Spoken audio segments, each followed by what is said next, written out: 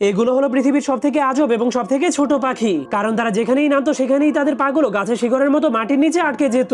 আর তাদের এই ছোট্ট বাচ্চাটার জন্ম হয়েছিল ভয়ঙ্কর এক শীতকালের মধ্যে, কিন্তু তারা এই ভয়ঙ্কর শীতের মধ্যে নিজেকে গরম রাখার জন্য শুধুমাত্র নিজের মাথাটাকেই ঘোরাতে পারতো। এর কয়েক মাস পর সেখানে শীতকাল চলে গিয়ে বসন্তকাল চলে আসে, যার ফলে ছোট্ট পাখিটা অনেক বড় হয়ে যায়। কিন্তু তখনই বসন্তের বাতাসের কারণে সেই পাখির বাবা মা উড়ে উড়ে অনেক দূরে চলে যায়, কিন্তু সেই বাচ্চাটা মাটির নিচ থেকে নিজের শিকড়গুলোকে বের করতে পারছিল না। এজন্য সে তার বাবা মাকে চলে যেতে দেখে অনেক চিন্তায় পড়ে যায়, কিন্তু তখন সে ভুল করে নিজের শিকড়টাকে ছিঁড়ে সেখান থেকে চলে গিয়েছিল।